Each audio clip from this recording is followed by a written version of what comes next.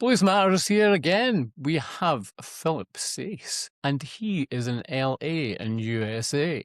Hello, Philip. Good to see you. Thanks for having me on board today. How are you today? Feeling good. Feeling good. It's a Friday. We are not to rub it in. I know you've had all kinds of rain and precipitation this winter. We didn't have a winter here out on the West Coast. There was no winter. And we're in the middle of this like unbelievable heat wave here. It's about 100 degrees every day this week in March. Wild. Excellent. It's wild. Absolutely. It's weird. It's very strange. Yeah. So I'm not complaining, but it's a little worrying at the same time. I couldn't deal with that heat. Not at all. Right, let's go way back. What made you want to be a musician in the first place? Oh, man, thanks for asking. I think really all the same things that that kind of turned me on about, striving to be a better musician today. And really it was, my parents' record collection growing up with the music that I heard in the house. And, a lot of that music came from the UK. Certainly my family were all from the UK. I was born there as well. And so it's always Beatles and Stones and Kinks, Clapton and many, many more. And that's what we heard. And also my parents introduced me to all of the blues music that I still listen to each and every day. And that's everyone from Stevie Ray Vaughan to Albert Collins to Jeff Healey and all kinds of different fabulous musicians. So I'm really thankful that they listen to such cool music. And it's still what excites me today, every day. And what made you choose the guitar? I think that all of the top musicians in the house, I think Eric Clapton was really the guy who my parents, certainly my dad, that seemed to be maybe his favorite. Clapton, Jeff Beck, Stevie Ray, those guys, Mark Knopfler for sure, Ry Cooder, Buddy Guy, many others, and some of the others I mentioned as well. They were just sort of part of the soundtrack of what I was listening to. So I always wanted to learn how to play the guitar. The first, song I ever fell in love with, guitar song, I think was Money for Nothing by Dire Straits. So I'd bounce around the house with a tennis racket, pretending to play that. And there were other great guitarists as well that we listened to at home, but it was always those guys. And the first concert I ever went to see was Eric Clapton live in Toronto. My parents took me when I was a little kid, and Mark Knopfler was playing second guitar. And I just remember it was overwhelming. It just grabbed my heart and soul right there. So some of those reasons, certainly through my parents' influence. Yeah. And the first time you were on stage professionally? Yeah. When was the first time? Yeah. I was probably about 16 or so, 16 or 17. I started playing guitar pretty late. I started when I was about 15. And it was the culmination of, all of these musicians we just talked about growing up, being infused in my upbringing, all of this music.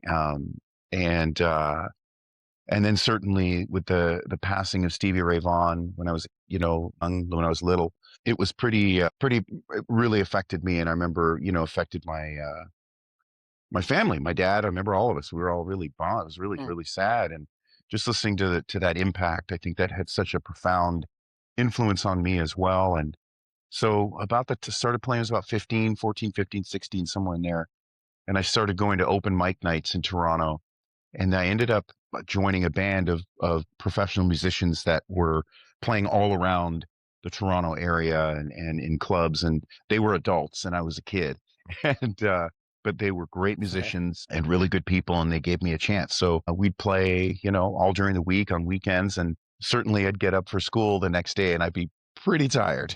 So, because, you'd get home at 2, 3 in the morning and go to school at whatever, 7:30 in the morning. But it was a great opportunity to start learning at that point. And looking back, what's your proudest moment in your life as an artist? As an artist?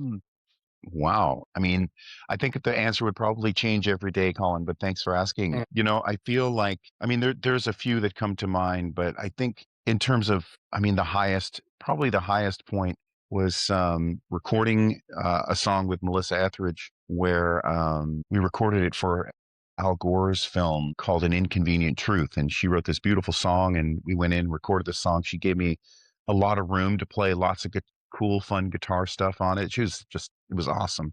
Then it got nominated for an Oscar and we went to the Oscars and performed and it won.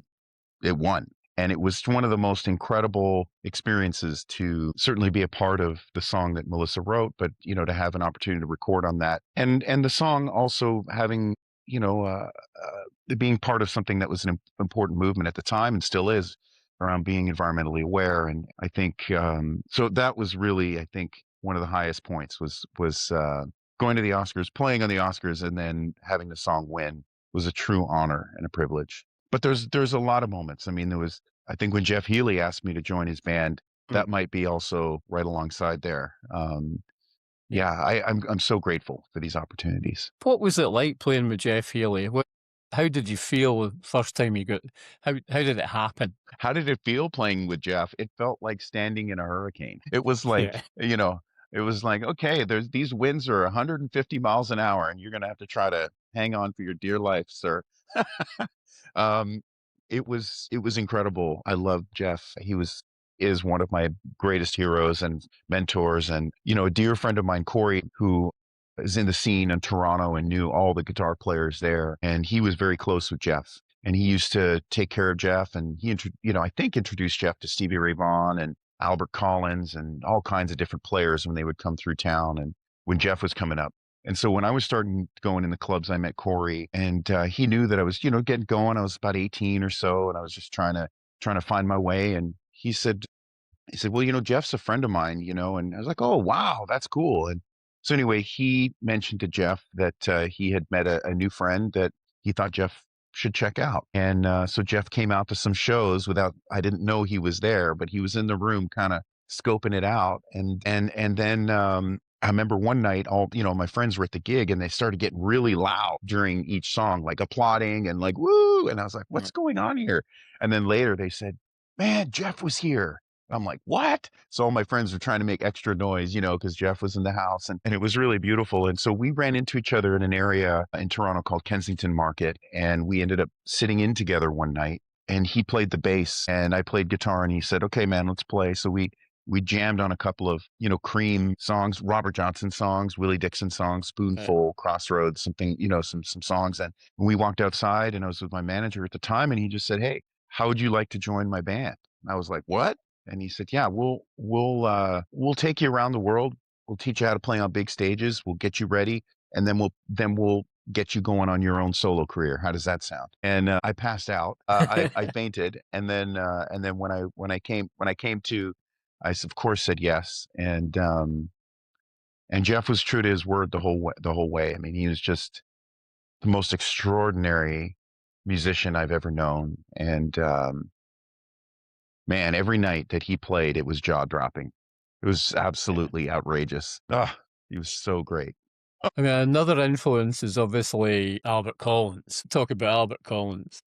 Well, Albert Collins, I think, has always been someone. I first learned about Albert Collins through my dad. He brought home an Albert Collins album, and I was just immediately floored by, the power in his playing. But I got the opportunity to see him live at the El Macombo in Toronto. Right. Sadly, not long before he passed away. I didn't know he was sick, but he put on the most crushing show, and we sat right at the front of the stage. My mom took me to see him, and I was, I was underage at the time, but they let me in. In the 90s, if you were underage, they used to just like draw an X on your hand with a magic marker or whatever, because that meant you're not drinking, but you can come in and see this superstar. So that was Hmm. that was cool. So I went in, and we sat in front. I had no idea what was going to happen, and Albert Collins rearranged my DNA. He was absolutely just supernaturally crushing it. It was amazing.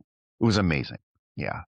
And so he's been a huge influence on me. At that time, I was seeing, people like Buddy Guy for the first time, and Hmm. Jimmy Vaughan for the first time, and Albert Collins, and a lot of those players. And they all really, really influenced me in a deep way. And yeah, Albert just absolutely blew my socks off. It was amazing.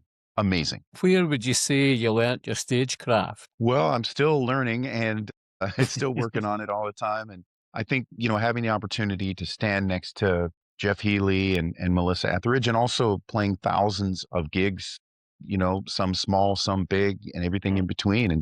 But particularly, I think learning from watching these masters, people like Melissa and Jeff. And there was another artist that I played with for a short while named Uncle Cracker, and he had a great stage presence too. Would come out and command the stage. And so, yeah, it was really a lot of learning from my mentors and watching and not necessarily trying to imitate them, but more they gave me permission to be who I am in some ways. And they really encouraged me to be free in it. They're like, hey, it's cool. Just let go. Just let go and be who you are. Have fun with it. And it's the most beautiful thing. It was never about criticism or it was always about support and uplifting what I was doing. And so I'm thankful for these relationships and these mentors in my life. And what's the best advice you've had in your career? Well, thanks for asking.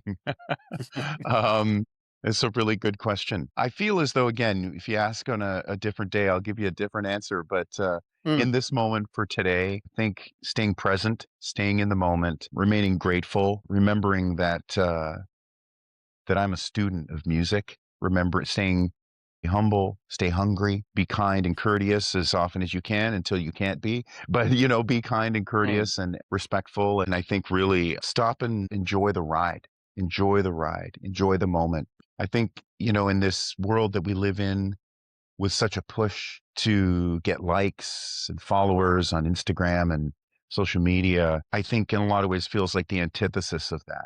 It's always about looking externally at like, well, what does this person have? Why do yeah, they have more than I have? And why, they've got a bigger house, they've got a better car, they make more money, they've got more people like the it's always this thing. And I'm really trying to remove myself from that space because I feel like it's detrimental, not only to my own well being, but to the to the mission in life that I have, which is to continue the message and the fire of all of the musicians and artists that have turned me on in my life. And because within them, there's a common thread that I see and feel, which is a ferocity and an authenticity and a willingness to just to release any kind of self-consciousness. When I see Freddie King video of Freddie King playing live, he doesn't give a shit what anyone is thinking or saying. He is just busy crushing people. And so I think the more that I can get away from this headspace of, oh, how many people commented on Instagram? Like, really, mm, it doesn't matter. A friend of mine said to me once, like, do you think Albert Collins cared if people, do you think Albert Collins cared what people thought if he was eating avocado toast or not? Did he need to take a picture of his meal and put it online? Like, no, no. So I think, the more that I can stay present and within myself and grateful for the love in my life that I have and the gifts that I've been given and really do the best that I can to in the time that I have in this world to stay present and to do it from a place of love. yeah. That's where I want to be. And I think that's really the example that I saw watching the artists that I've mentioned that I've had the privilege of working with. They're just in the moment. And when Jeff Healey was improvising, forget it, Mm. man. He was channeling something. I want to go there. That's where I want to be. I don't want to be on the phone like, you know, Yeah. so anyway, that was a long way of saying to stay present, to stay grateful, stay connected to my higher power and to love the music. Absolutely. Let's go on to playing live. What keeps you motivated? You know what? Well, I'm pretty hungry. I'm hungry to learn. I'm hungry Yeah. to be better than I was yesterday. So anything that I played yesterday, I know I can do better on. So it's a craft. It's a lifelong commitment and journey. And I think, anytime I put on, let's say live, I'm saying live Freddie King or some Buddy Guy, immediately it's like, oh man, I got to get back to the drawing board. Every once in a while, like a Stevie Ray Vaughan bootleg will come up that I've never heard before. And Mm. I'll go, my God, Yeah. wow. Are you kidding me? That was just a Wednesday night and Stevie's playing, on a 200-day tour. That was just a random night and it's the best thing I've ever heard. Like I got to get back to work. So that's how I feel, just listening and watching the greats and really pushing myself to improve because I love it. It takes us probably nicely to the new album. How did that come about? I thought it was going to be a studio album coming out as well. Talk about the live album, Scorched Earth Volume 2. Yeah, well, the Scorched Earth series started a number of years back, which was at that time that was recorded during a tour in Toronto. So this one last year we spent a lot of time in Los Angeles. We did a few dates here and there. The previous year we'd done a lot of touring. So 2025 stayed a little closer to home, spent a lot of time in the studio, and also while here at home, we played a bunch of shows at a place called the Baked Potato, which is a fabulous venue. It's been there for decades, very very well known and very intimate. Great community, great people there, and so we were playing sort of a residency there. And so after a number of shows, Justin, who owns the venue, he came over to me and handed me a hard drive and said, "Hey, we've been recording your shows." I was like, "What?" He goes, "Yeah, take these and see if there's anything there you can use." And so we went in the studio and I went through them, and there was a bunch of shows, and they were recorded extremely well. And which, for such an intimate venue, and Yeah. there's no isolation with the instruments. It's just, there's not big sound stage and monitors. It's small. It's almost like you're in someone's living room, like a big living Yeah. room. So which is awesome. It's really fun.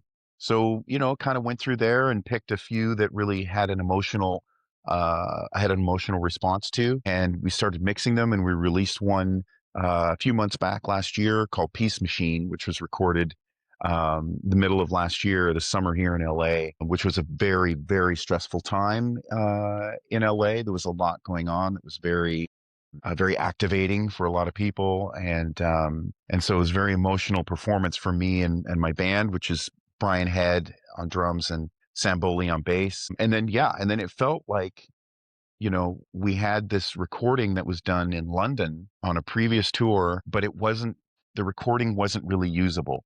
There was a bunch of things that happened to the recording that made it difficult to use, and which was disappointing.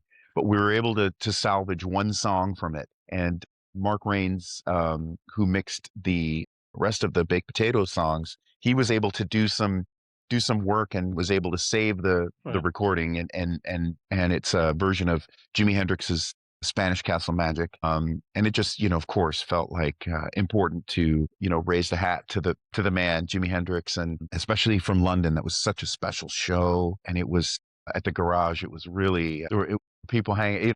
It was a full night. It was beautiful, and so yeah, I just feel like it was a snapshot of what we've been doing the past little while, and it felt good to share it. I'm excited about it. Why did you choose Spanish Castle? Well, that's a What made song you that choose that? I've always loved that song. I thought it's one of Uh, my, top Hendrix songs. I mean, of course, yeah. I love all of his songs, but that one was always just fun. And we've been playing. Sometimes we'll end with a different song at the end of the show, and it just depends. But that felt like a really, really good version. And it was right at the end of that UK tour, and it was such a special night. So it kind of made sense that that's how we would possibly end the show with an homage to Jimmy, but also Right.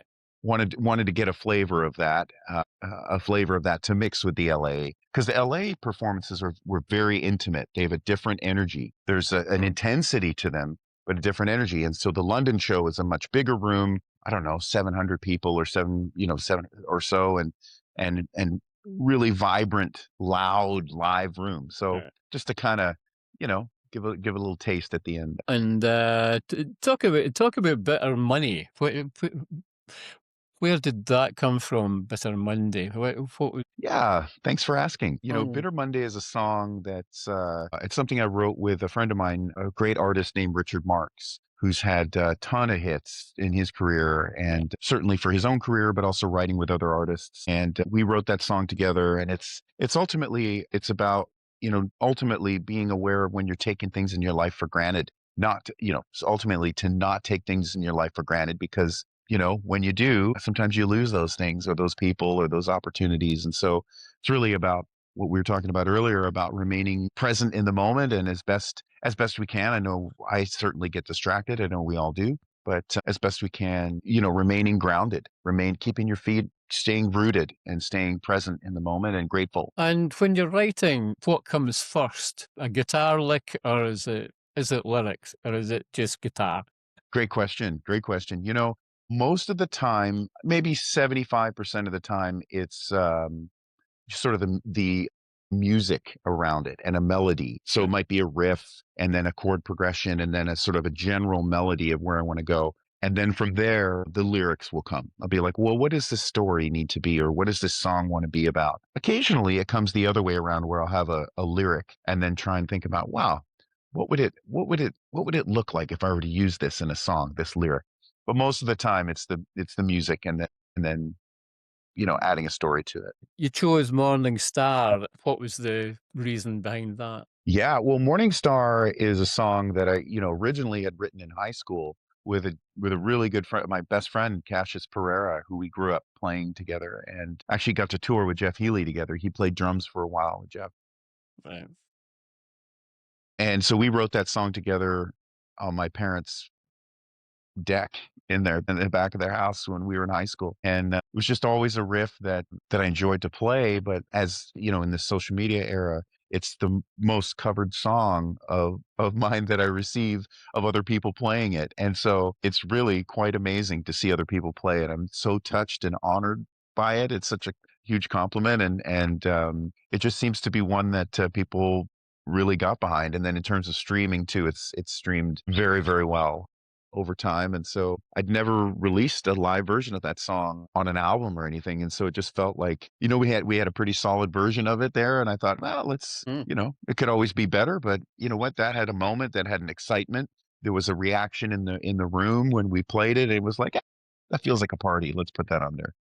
When you're soloing with your guitar, does your headspace become like sonically like your guitar? So does the headspace. It's interesting. Improvising is, for me, is very much connected to uh, what's going on internally for me, emotionally, or sometimes even physically, what I'm feeling in my body at that time. And so a lot of times I try not to be in my head while I'm playing because it's a distraction. I'll be like starting to think about other things. And so it's really trying my best to get out of my head and get into my heart and really see what I'm Yeah. feeling in a particular day. Ultimately, there's no wrong approach. If I'm playing from my heart, then that's really the best place that I can be, because that's where my truth is. As we've talked about, in this world of distraction and illusion with social media, there's a constant distraction and a constant algorithm that's going, and it mirrors the brain and the distraction. I think in a lot of ways how we can be Mm.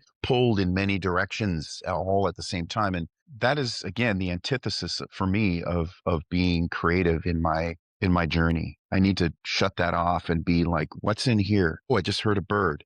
Oh, okay, wow, it's a beautiful day. I want to play from that place. Or, Yeah. you know what, I'm really fucking pissed off today. I'm really mad about something, and okay, well, I'm going to play from that place, and it's going to have some teeth on it. You know what I mean? I think that as Yeah, opposed yeah. to, I think that's really where I try to go when I'm most connected to what's happening internally and higher power above, being open. And do you have any rituals before you go on stage? Is there something that you do all the time? I like that question. I try to be with my band, Sam and Brian, and maybe we just kind of grab each other's hands before we go on and just say, "Hey, man, let's have a great one. Let's have some fun. Let's go get them. Let's put some love in the room. Let's put some love out there." That's really what the intention is. And I think, playing with Brian and Sam, they're really great guys, really great people, off stage and on stage. Mm. And they've had long careers where they've played with really a lot of different amazing artists. Sam came up playing with a lot of different people, certainly in the punk rock scene, playing with some very well known bands like Agent Orange and others. And Brian has played with a lot of different people as well. He was playing with Roger Hodgson for years, Supertramp, songs. And they also both played with Dick Dale, who's one of the great guitarists of all time. And so it's always a pleasure to collaborate with them. They're such strong musicians. Yeah. And friends. And do you have a set list? You always stick to a set list? Usually, so we don't get too meandering. It actually Yeah. depends on the gig. If it's something more casual, then maybe we'll write down a couple songs and then we'll just kind of go from there, read the room. But if we have like it's a show, it's a ticketed show, a specific, we have a 90-minute show, we have to stay to that, then usually having a set list is helpful so it's not too meandering. And festivals or intimate places, do you have any preference? I like both. Any opportunity where the sound is good, the production is good. And by that, I mean, that the monitors for singing, I can hear Yeah. well, that, I can turn my amps up a little bit, that I can hear the drums, that I can, when the sound is good, I feel good. But sometimes, it could be a great big, huge venue, and it's a lot of super fun to play. And if the sound isn't really good, it can be challenging. Same thing in a small venue. And that was sort of the challenge of the baked potato. The sound in there is amazing. And, when we're play quiet, we play loud, everything in between. Sometimes when it's loud and you don't want to overpower the room, makes it hard to hear the vocals and all those things. So it's, I like both for different reasons, but I think anytime there's a really supportive audience and the sound is great, let's get it on. Yeah, absolutely. Yeah. And you've a UK tour coming up in May and June. What are your thoughts on that? Well, I thank you for mentioning it, and I'm excited to return. It's a privilege. It is such a privilege to have the opportunity to come over to tour in the UK.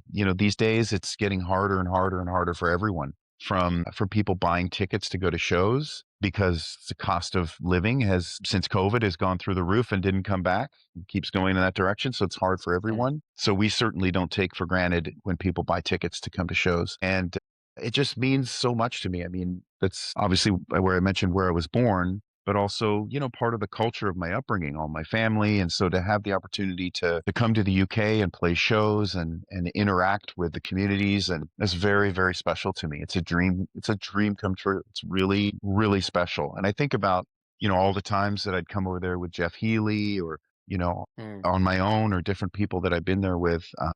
It's always been something very special. And so to see, the last couple of tours, to see things growing is truly, it's a magnificent gift. And I really hope people will be able to make room in their schedule to come see us, because we are going to give it 100%, 110%, if that's even possible. But you know what I mean? 100+%. And we'll give 100, all that we have.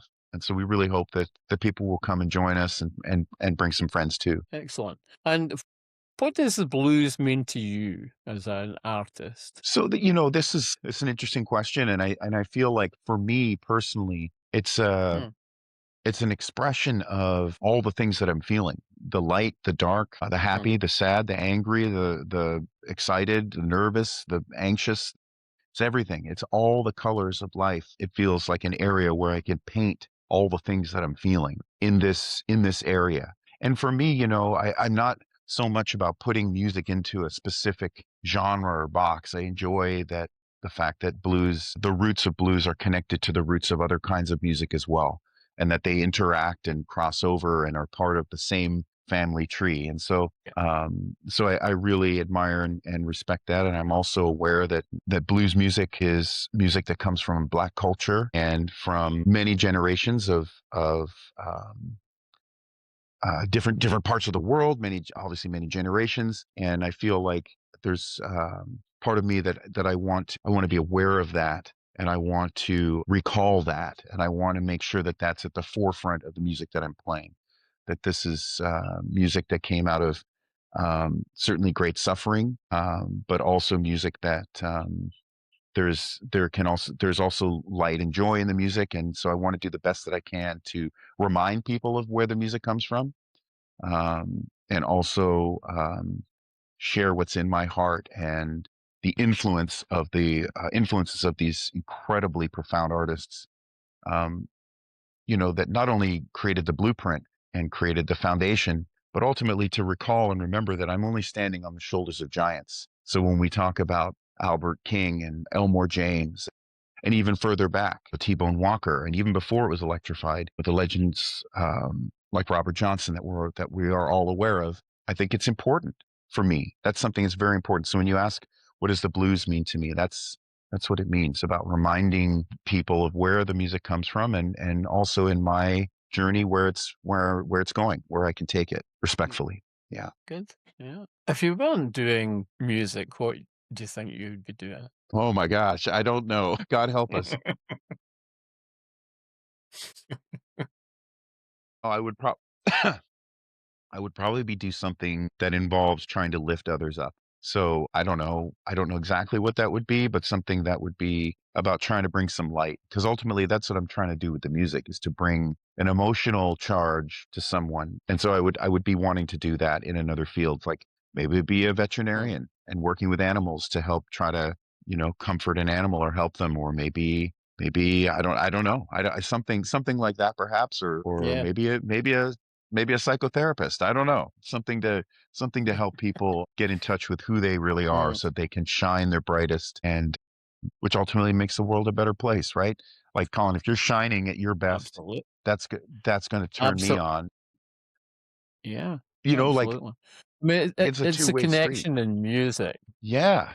It's a Yeah. connection in music that is binding, and then, certainly blues as a healer, I think that's a pretty good phrase, I especially agree. after COVID, still paying for that. It's still Right. it's amazing to me how so many were quick to brush off the COVID era, just like, "Oh, yeah, okay, okay." But the Mhm. lingering Yeah. effects of COVID, certainly psychologically, but also the complications, the tentacles of what that's done to society, and I don't know. I think there's a tendency to wanna just brush it off quickly and not process it, which I understand is very painful, but I think it's been Mm. detrimental to our society. I think that's the kind of age we're in, especially, I mean, you were talking about social media and the likes and everything else, and it just seems so quick and instant. Do you get that as well? Social media is so instant and quick. Yeah, yeah. I mean, I think that there are positives. It's not like, social media Mhm. is a complete wasteland, but it is a wasteland. And there's definitely good things that it's definitely an extraordinary tool. It's amazing in a lot of ways. And I do feel like it's an illusion. That's all I can come back with. It's all illusions, curated best moments of people's lives. Like, cool, great. That's awesome. Do I really need to see you out for a walk with your dog today? No, but that's good. I'm happy for you. That's good. Have a great day. Like, I'm not hating on it, but I think I just come back to this constant distraction of scrolling. What's the next thing? What's the next thing? And it makes it hard for me then to concentrate on other things in the moment. So yeah, it's very quick by design. Yeah. Oh, yes. Yeah. Yeah. Will we touch on AI? I think same thing. I think that AI is an incredible tool. I think it's absolutely phenomenal. It's super dangerous if I'm going to speak for anybody else, but if I'm going to be lazy about it, it's incredibly dangerous. But Mm. it's like, it's phenomenal, but I have to remain the driver. If I allow the AI to be the driver and think for me, there's a big fucking problem. That's a big problem. Yeah. Being lazy with Yeah. AI is bad news. Yeah. We listen to music on different platforms nowadays. Getting your music out there as a younger artist is pretty difficult, would you say? Yeah, I think it's hard across the board, everyone, because Mm. there's so much, Yeah. There's too you know. much. I think you could say that there is too much. It's over Mhm. the top. It's how do you even find one thing, let alone if your brain is constantly spinning because you've only got a 3-second attention span because you're constantly scrolling. How are you able to sit down and listen to a 5-minute song, a 3-minute song, a 1-minute song? No, there's not Yeah. enough, so it's very daunting. It's very difficult. And there are more ways Mhm. to reach people now than there ever have been. So it's both are true. I think it's difficult for established artists to find any traction, unless you're Harry Styles. I mean, Mhm. Harry Styles has the whole machine working for him. He's very talented. He's great. As an example, if you're more of a pop artist, you have the machine working. Mm. If you are an independent artist, it's steep climb. You just got to be honest and be truthful to who you are. I think that's the best way through. And what about projects for the future? Well, thanks for asking. After we get this live release out, so we're touring, have some shows Mhm. certainly here in the US between now and then. So we'll be doing some shows. And then once we come back from the UK tour, my plan is to really button up the new studio album, just get it done. There's a lot there in the can, as so to speak, that's ready to rock. It's Mhm. ready to go. I feel really good about it and Mhm. needs maybe a couple more songs and some refining on the other stuff, maybe re-record a couple things, but ultimately I can see the finish line. Let's just leave it at that. Mhm. So need to get in the studio and finish that over the summer. And we'll be going to Europe for a tour in October, which will be Germany. I think we'll be in Holland as well and some other countries. Really looking forward to that as well. Do you find the crowds different in different countries that you go to? For sure. Absolutely. Mhm. One thing I noticed for sure is that in the UK and across Europe is that the audiences have really good time. And what I mean by Right. time is they have a good groove. They know where the beat is, right? They clap Mhm. on time, they clap on the beat in the right spot. A lot of times when you're in other places, perhaps maybe more in the Western North America, people tend to clap not in time or they flip Right. the beat and they turn it around backwards and Yeah. it's interesting, but there's definitely There's definitely a rhythm that you can feel in both the UK, but also into Europe as well, across Europe, where people, it's strong. It's a strong rhythm. Absolutely. Yeah. And finally, have you got anything to say to the Blues Matters public? Well, certainly to the Blues Matters public, I am certainly grateful for your support. It's certainly a privilege to chat with you today, my friend. And also, thank you you. for the support. Just really, we would love to have y'all come out to the shows coming up in May and June. It's not something that we take lightly, and it's not something that I'm aware is easy to do all the time. So, and in this world, who knows? I mean, I hope there's an opportunity to come back in the future, but right now we're going to live in the moment and do the best that we can on this tour. And we hope that that you all spread the word and come out and see it. Maybe do some healing while we're at it. For myself, and maybe if that rubs off on others, that would be a good thing too. Absolutely. Fantastic. Yeah. Thank you. Thank you.